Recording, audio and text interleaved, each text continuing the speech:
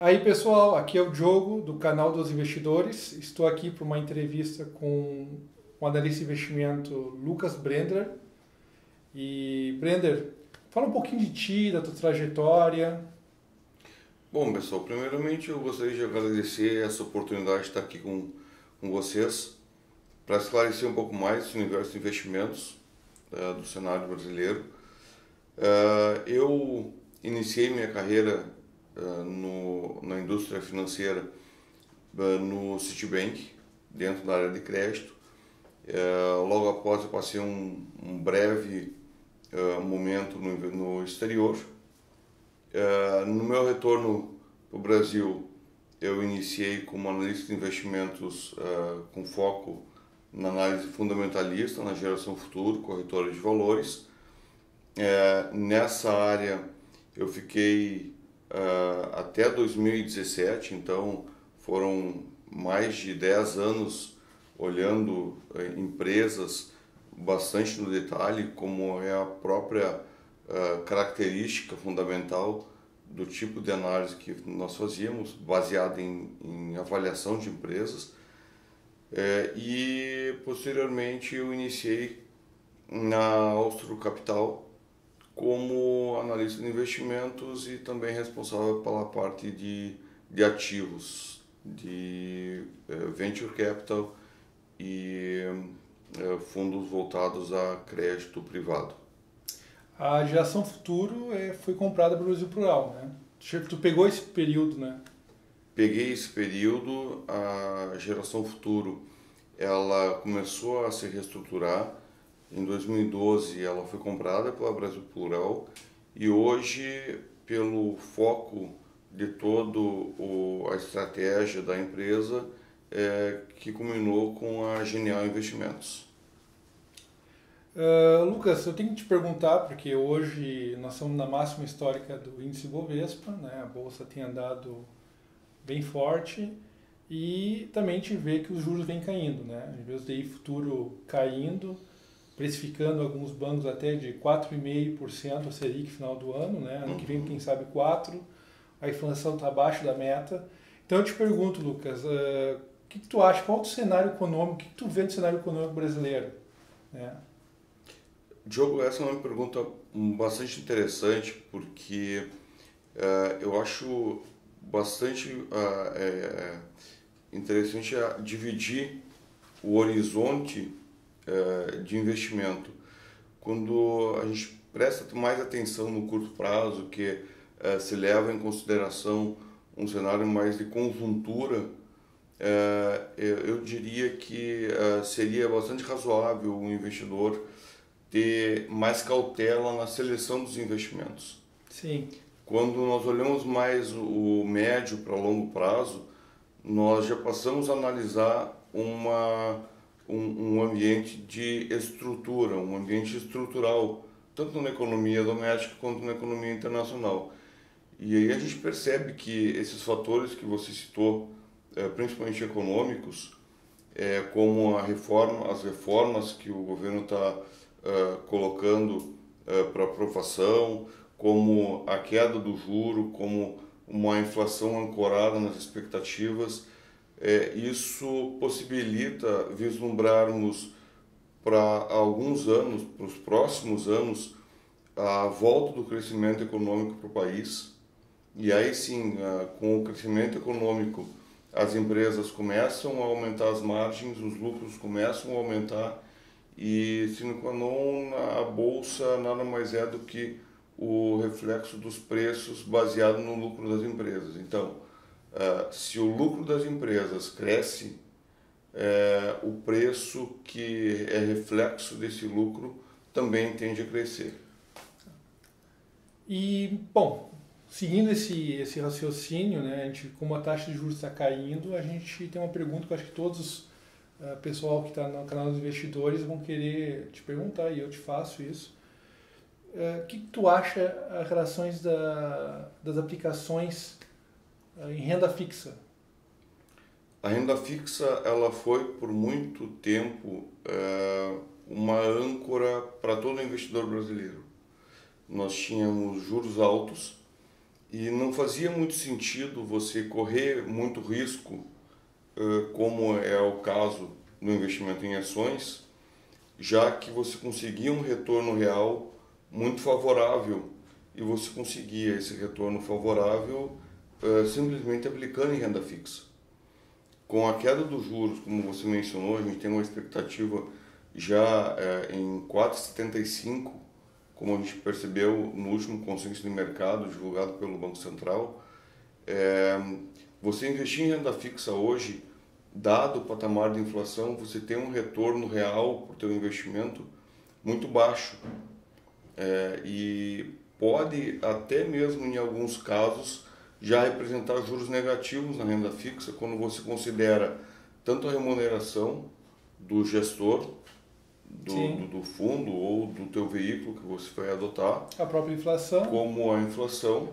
Então isso te gera a necessidade de buscar retornos mais atrativos. E para você buscar esses retornos mais atrativos, você também precisa aceitar uma exposição maior ao risco, e aceitar essa exposição maior ao risco, você começa a ter uma migração para o mercado de ações e mercados mais expostos a esse tipo de indústria. em relação, mantendo esse assunto, em relação inclusive à Selic, a gente vê que a Selic tem uma tendência pelos, né, de manutenção no médio e longo prazo em patamares baixos, né, o que anteriormente, normalmente quando caía a Selic, a gente já tinha a previsão de subir logo em seguida, pressionado pela inflação, muito devido aos preços administrados, dos gastos públicos, desenfreado, que acabavam culminando esse descontrole da inflação. A gente vê agora o Paulo Guedes está tentando ajeitar a economia, diminuindo os gastos públicos, pelo menos controlar, desacelerar, fazendo essas reformas tributárias, a reforma previdenciária, que hoje vai ser aprovada no segundo turno no Senado. Depois vem a reforma administrativa, que é para controlar os gastos com o servidor público, as despesas obrigatórias, que come quase 100% das nossas despesas públicas, né? Então, tu acha que esse está mais ancorado a um fundamento, ou seja, na estrutura em si, ou tu acha que esse está mais ancorada na questão da baixa demanda, ou seja, baixa demanda do enfim, crescimento baixo, etc. Tu acha que a Selic tem condições de cair mais? Vai se manter assim? Então são duas perguntas. Tu acha que a Selic cai? E se cair, ela vai se manter nesse patamar baixo por um prazo de médio ou longo prazo? Eu acho que essa é uma pergunta interessante porque, historicamente, nós nunca tivemos juros tão baixos no Brasil. E parece que esse é um cenário que veio para ficar. Sempre se buscou corrigir, pela política monetária, a inflação com a política de juros. A inflação hoje está ancorada. A gente percebe que as metas de inflação estão inclusive sendo revistas para baixo.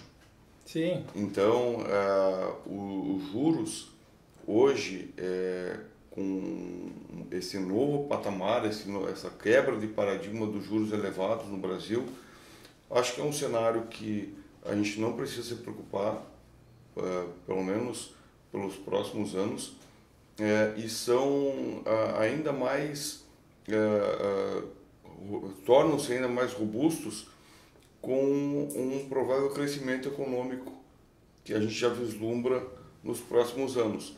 Você bem mencionou a aprovação da reforma previdenciária, que era um grande canal de saída de recursos. Sim. A gente tem os próximos passos, a reforma tributária, a reforma fiscal, a reforma administrativa, que todas elas são consequência da reforma da Previdência. Sim. Então, até a visão do investidor, que é aquele investidor de mais longo prazo, ele já começa a perceber que não é mais o curto prazo que importa, mas sim o quanto que vai ser gerado de crescimento econômico e o quanto vai ser gerado de economia a partir do momento que essas reformas entrarem em vigor. Então, o país com todo o quadro fiscal estabilizado, sobra mais dinheiro para investimento, sobra mais dinheiro para educação, sobra mais dinheiro para a saúde, que são os pilares básicos de uma economia. Sim. Então, a gente sempre relembra que um país, para ter um crescimento robusto, ele precisa educação. Educação sempre foi uma lacuna no país. E com esse cenário que está se criando, um cenário construtivo, positivista, pró-mercado, ele tende a olhar esse lado de investir pesado na educação, criar esses pilares para o crescimento econômico. O Estado está saindo do papel que sempre foi o papel do Estado de mantenedor da economia, está abrindo esse espaço para o investidor privado. Sim. E o investidor privado está sabendo aproveitar essa janela. A gente tem uma onda de privatizações também que está na pauta do governo, né? A ideia é tem 637, 650 empresas estatais que a ideia é privatizar a maioria delas, né? Então, abrindo espaço para o setor privado abocanhar a parte que o governo detinha, né? Desde a parte de crédito, desde as empresas de saneamento, desde empresas do setor elétrico, né? A gente está vendo a Eletrobras ser privatizada, né? Então, tu acha que isso pode ser realizado? Essas privatizações irão ocorrer nesse mandato de 4 anos do Jair Bolsonaro? Bom, a questão das privatizações, Diogo, é muito importante ressaltar que a partir do momento que o governo assumiu o compromisso de privatizar as empresas, tá? Ele também assume a noção de que ele precisa dar esse espaço para o investidor privado, e aí entra uma questão muito importante, que é a questão da produtividade. Nós sempre olhamos a produtividade como um fator crítico para o crescimento. E por muitos anos a produtividade do país ficou estabilizada.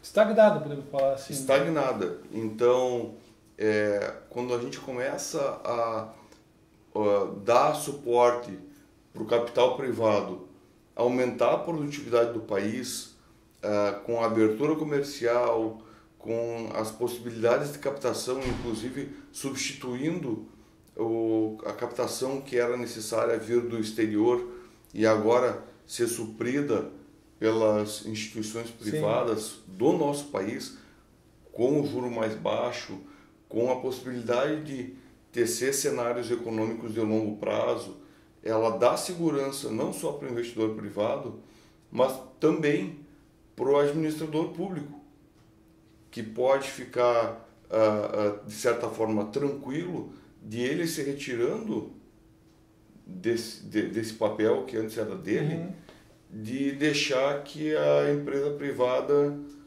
assuma e realmente melhore a produtividade do país. E aí a gente começa a vislumbrar a fuga do que a gente chama de a renda média, a armadilha da renda média. Sim, sim. Então a gente pode, aumentando a produtividade de forma maciça, com educação, com o investimento privado, com o crescimento econômico, com melhorias administrativas, sim, almejar um país muito melhor daqui para frente. Eu vi uma reportagem do Tarcísio, né, que é nosso ministro de infraestrutura, né, que a gente, vendendo algumas só as empresas, o governo arrecadaria 180 bilhões de reais. Dinheiro do qual poderia ser repassado para educação, saúde. Então a privatização tem o lado da produtividade, tu vai transferir um bem para o setor privado, que é mais eficiente, mas tem o lado também, que a gente sabe, que falta recursos em áreas básicas. Então tem também esse lado, né? né, Lucas? É sempre bom lembrar que o papel do Estado nunca foi de administrar empresas. De ser empresário, nunca foi... De ser empresário. O Estado, esse não é o papel do Estado.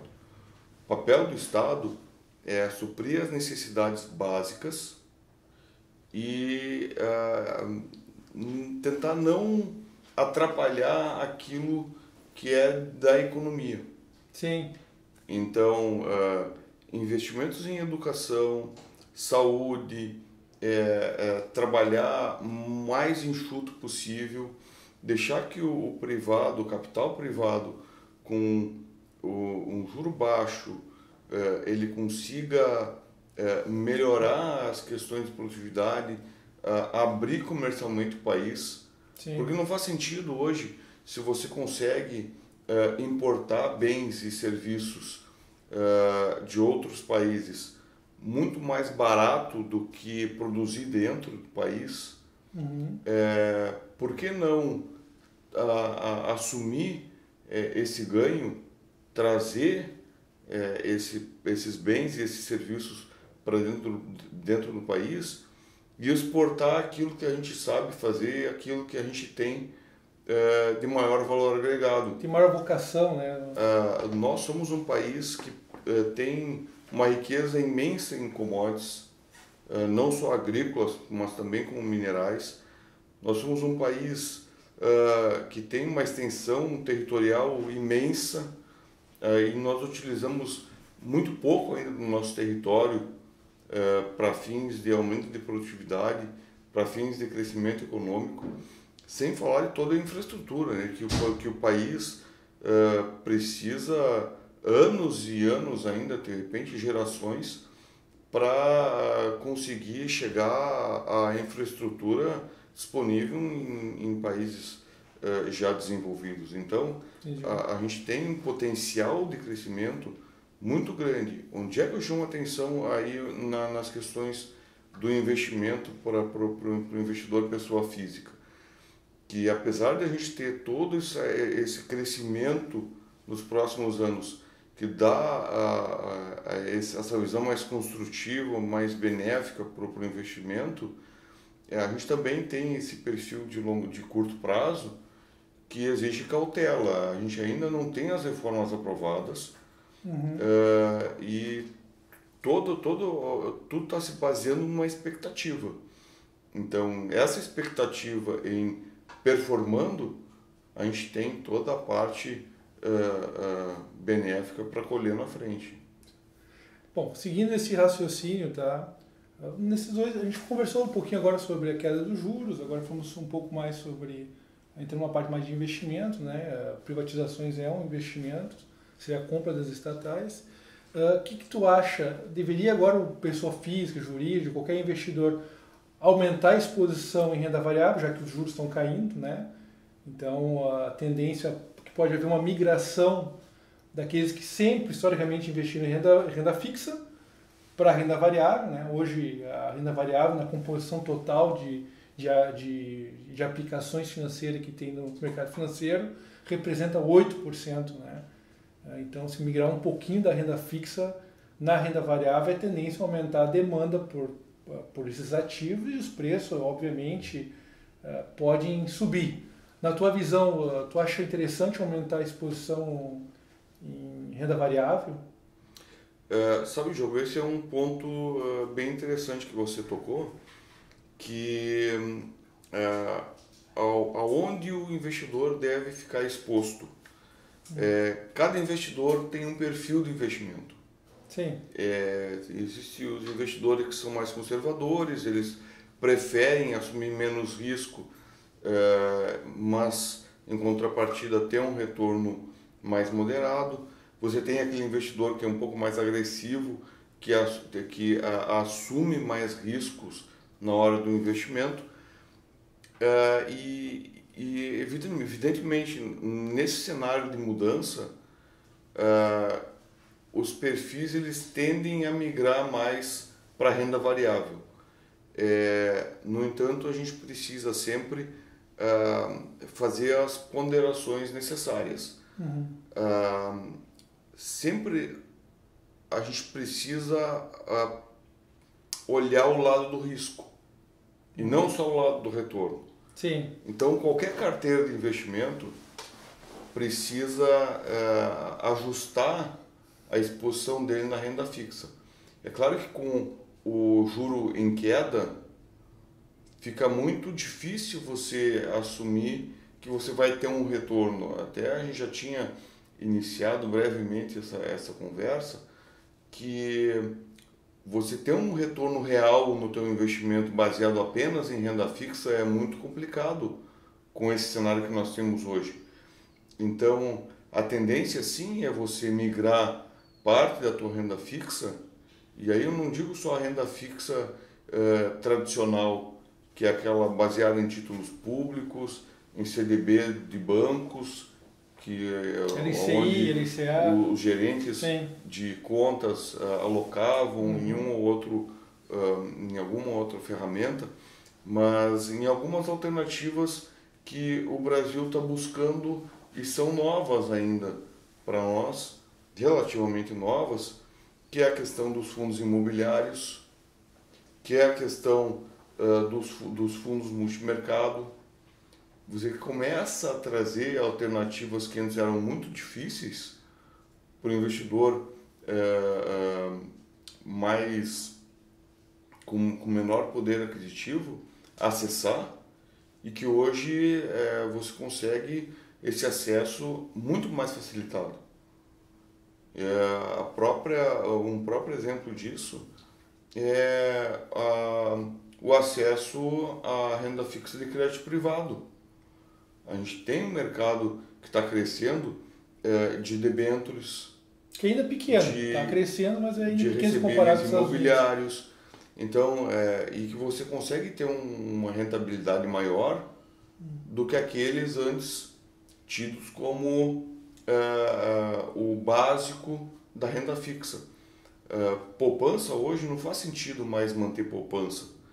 Você precisa já começar a rever os critérios de investimento e passar essa poupança para alternativas que possam te beneficiar com retornos maiores, sem necessariamente te deixar com uma exposição maior ao risco. Você Sim. pode manter o mesmo patamar de risco que a poupança te fornece, mas também aumentar o teu grau de retorno.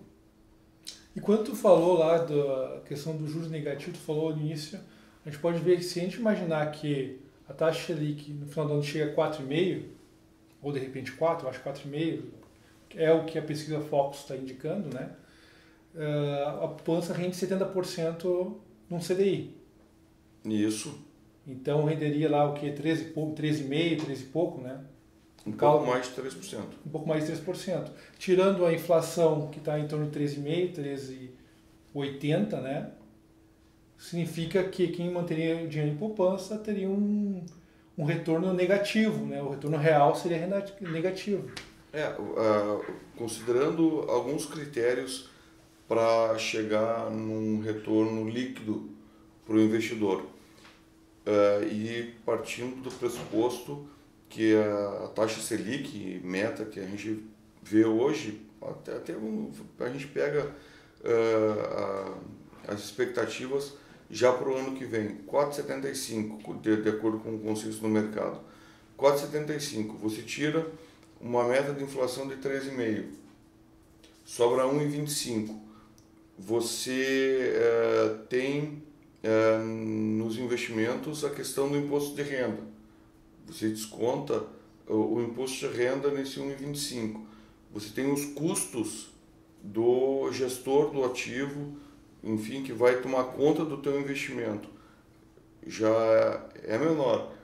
Então, quando você começa do teu investimento, que em tese seria líquido, você começa a descontar, fazer esses descontos reais, o que efetivamente sobra, muitas vezes já está no patamar negativo. Sim. Então, a percepção do investidor muitas vezes é que ele está ganhando dinheiro porque o valor absoluto do investimento dele está crescendo.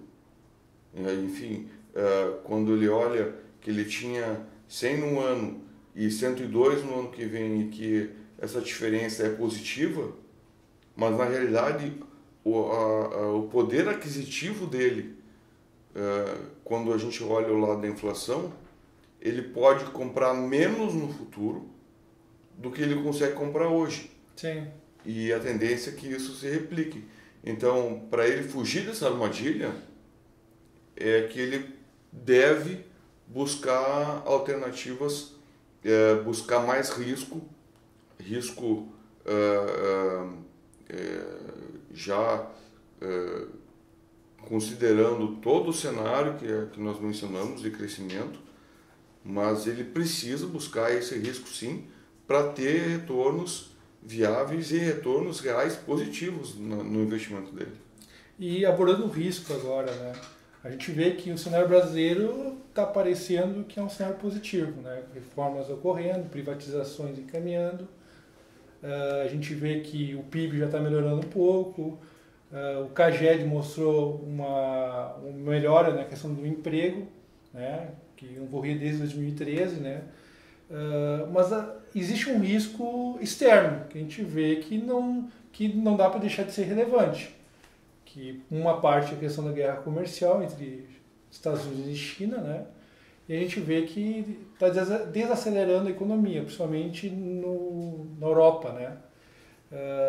Tu acha que existe um risco, vamos dizer assim, um fator relevante que pode, vamos dizer assim, mexer um pouco com a economia brasileira? Porque o Brasil não é uma ilha, né? O Brasil, se acontecer uma coisa lá fora, né? A gente sabe que isso pode afetar, nem que seja momentaneamente, o Brasil. Né? Eu acho que o Brasil, com esse quadro mais resiliente, né? Mas ainda assim, o Brasil depende do setor externo. Né? Então, o que tu acha? Tu acha que, em relação ao risco, existe um risco muito grande, médio, pequeno, em relação a essa desaceleração da economia mundial? E o que essa guerra com China e Estados Unidos pode afetar ainda a economia brasileira e, consequentemente, a renda variável? Eu acho que, na minha opinião, Diogo, a gente nunca pode descolar o cenário brasileiro, doméstico, de investimento, do cenário mundial. Até porque mais de 50% dos investidores na nossa bolsa são investidores estrangeiros. A gente tem os índices, indicadores de investimento no mercado externo atingindo as máximas, e os ciclos de investimento eles já são os mais longos que a gente já tem na história. Então sim, eu acho que o principal, eu diria, o principal risco do investidor doméstico hoje para se expor ao investimento de maiores retornos aqui no Brasil é esse cenário econômico mundial. Como você mencionou, a gente tem ainda um nível de incerteza em relação a esses acertos entre Estados Unidos e China com os fatores comerciais. Eu particularmente, eu acho que isso não vai levar muito tempo para se definir, porque são as duas potências mundiais hoje e uma depende da outra em relação ao comércio. Os Estados Unidos não têm como conviver sem os produtos e serviços chineses. A China não tem como ainda ter uma economia doméstica sem ser a exportadora, e isso é um cenário de transição. Então, gradualmente a China está desacelerando a economia dela por conta justamente dessa mudança de perfil, ou seja, a China sempre foi um país estrategicamente exportador, e o que ela está moldando agora é um cenário doméstico consumidor, e isso é o que tem refletido na redução, na desaceleração econômica, uma desaceleração econômica programada, planejada. Então, esse critério de acerto comercial entre Estados Unidos e China eu acho que é de curto prazo, não deve levar muito tempo para se definir, mas gera ruído no mercado e isso ocasiona essas oscilações, essa volatilidade do mercado. A gente tem um outro ponto que é o cenário europeu, e aí já não é tanto de mercado, mas é mais das economias em si, do ponto de vista público. É um outro tipo de abordagem que também está desacelerando, mas depois que esse ciclo for ultrapassado, e aí que a gente volta para aquele fator de conjuntura, a diferença entre o que é conjuntural de curto prazo e o que é estrutural de longo prazo, nós devemos sim no Brasil ter um ambiente bastante saudável no investimento. E aí, pessoal, voltamos aqui com uma conversa bem interessante aqui com o Lucas, né? Lucas, uma pergunta eu acho que todo mundo do canal dos investidores vai querer saber. Tu tem uma visão mais pessimista sobre o mercado, no caso o mercado de ações, o mercado de renda variável, ou tu tem uma visão mais otimista? É até engraçado, Ju, na conversa que a gente tem sempre, parece que eu sou pessimista em relação ao cenário de mercado de investimentos. Na realidade, eu tendo a ser mais cauteloso, acho que essa é a palavra é cautela, para tomadas de decisão no curto prazo, quando a gente fala de investimentos, e construtivista no longo prazo. Então, existem sim alternativas muito interessantes, tanto em mercado de renda fixa, quanto em mercado de renda variável, mercado de ações, que podem compor um portfólio que possa trazer retornos bastante atrativos para o investidor, e sim construtivista no longo prazo, onde o investidor pode compor uma carteira de ações bastante interessante, baseada em dividendos, baseada em distribuição de renda, baseada em algumas alternativas de valor. Você vê, hoje, se a gente tomar como base o índice Bovespa, em 12 meses, sobe cerca de 26%.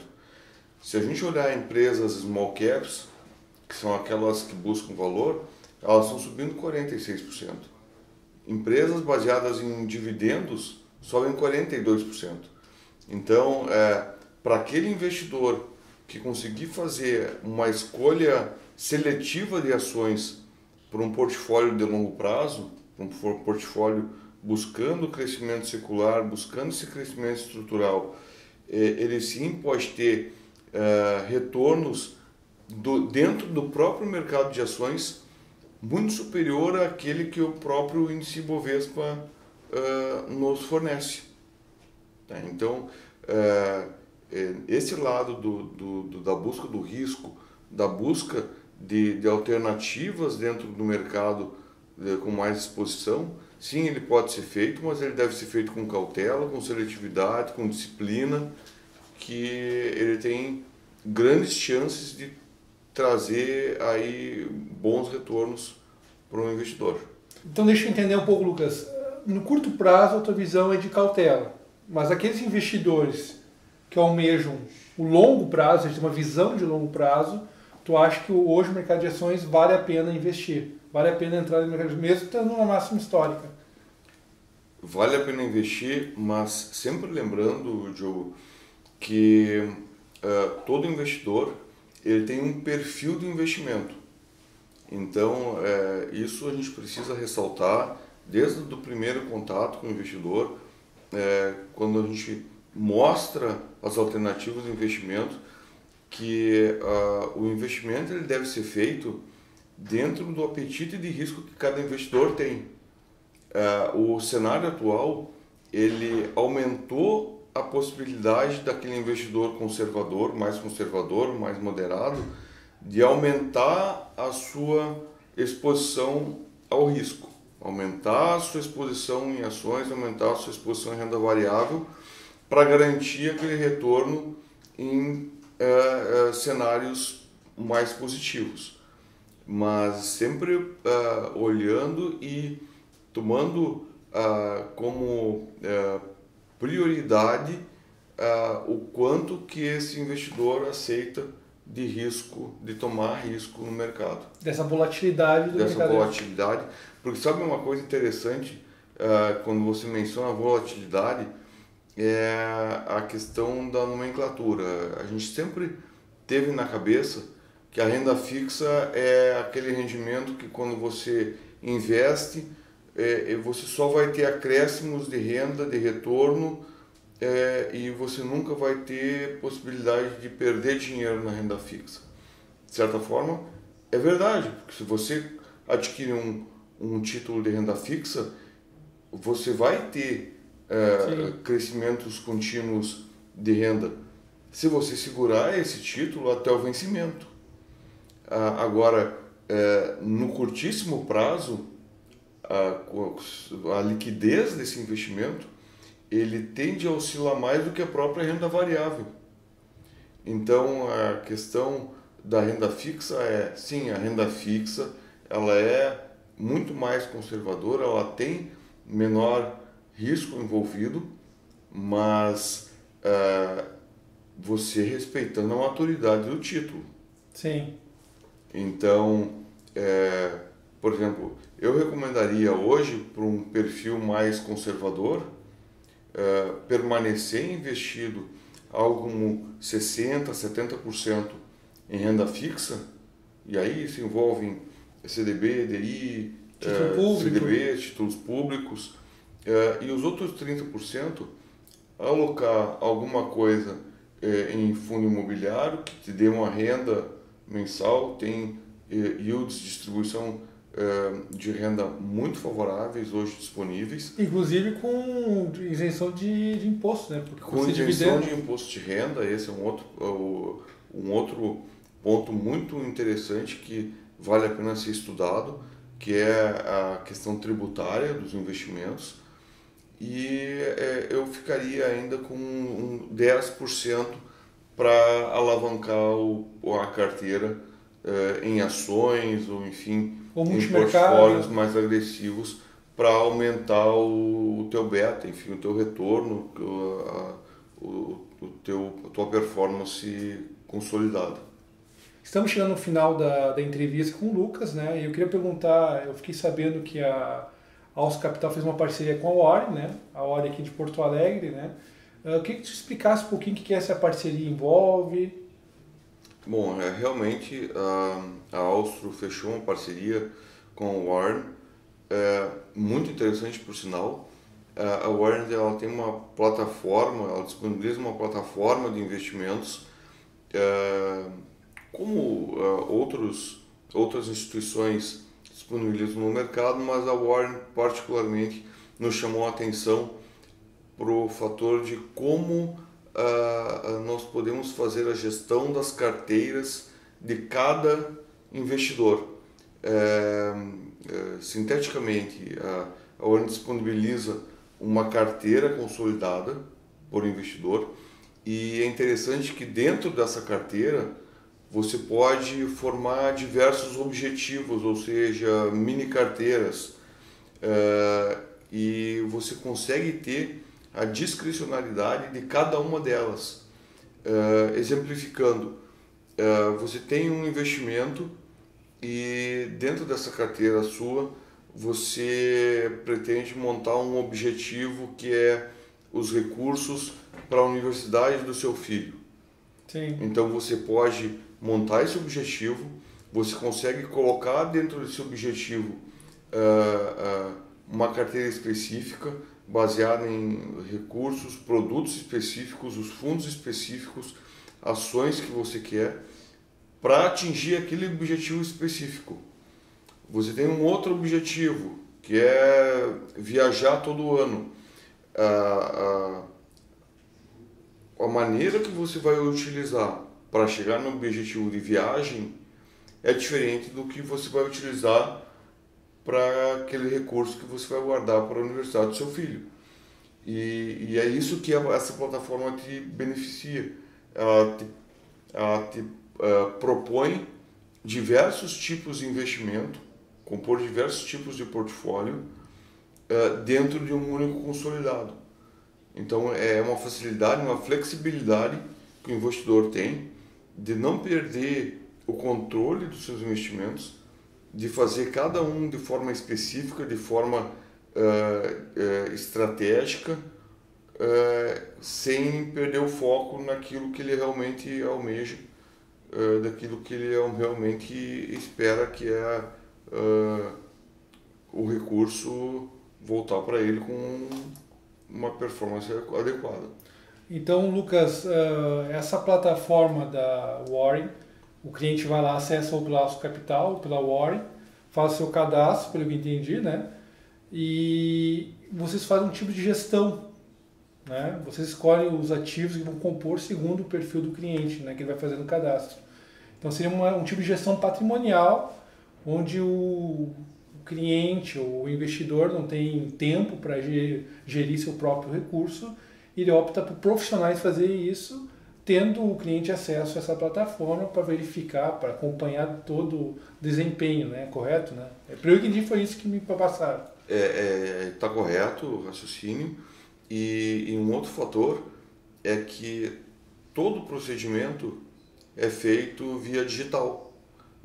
A gente não pode deixar de mencionar esse fator, porque hoje a gente está vivendo uma ruptura econômica, uma ruptura de conceitos, e a questão da Warren justamente uma dessas rupturas. Você consegue fazer o cadastro completamente digital, você consegue tomar conta dos seus investimentos via digital, você tem o seu smartphone, você está olhando no smartphone, você está acessando o seu investimento, você está conversando com o teu consultor, você está vislumbrando como andam os retornos, enfim, você tem todo o acesso digital daquele portfólio econômico que você almeja.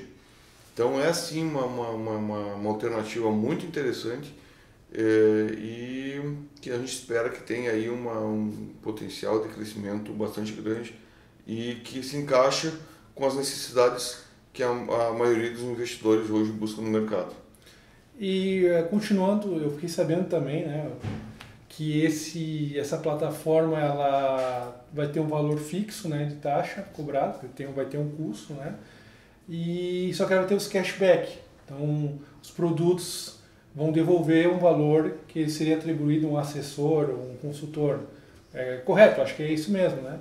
Esse é o raciocínio, é inovador, algo que está sendo apresentado no mercado, que é a devolução, enfim, o cashback, né, o retorno das taxas, das taxas e comissões, sim, de volta para o investidor. E o interessante é que esse retorno desse recurso, ele acaba sendo reinvestido e aumenta a base para o retorno seguinte. Enfim, você reinveste aquilo que você estaria utilizando para remunerar o teu gestor. Sim. Então, enfim, o teu retorno líquido no final, ele acaba sendo dinamizado, alavancado por essa ferramenta, por esse diferencial. Bom, Lucas, por hoje é só, né? Já foi muito interessante esse papo contigo, tirou algumas dúvidas, com certeza, dos nossos assinantes e dos cadastrados no canal dos investidores. Eu te agradeço por essa entrevista, por disponibilizar o tempo para nós e deixamos uma próxima, até para abordar um pouco mais sobre essa parceria, para entender que é uma parceria, uma forma nova de investimento, né? Sim. E te agradeço, Lucas. Obrigado, Lucas. Bom, eu que agradeço a oportunidade de estar conversando com vocês e também me coloco à disposição do jogo aqui sempre que me convidarem.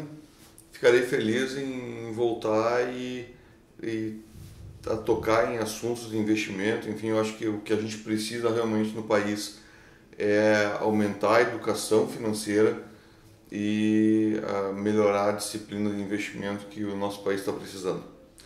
Obrigado, então, Lucas. Agradeço a audiência do canal dos investidores e até a próxima entrevista.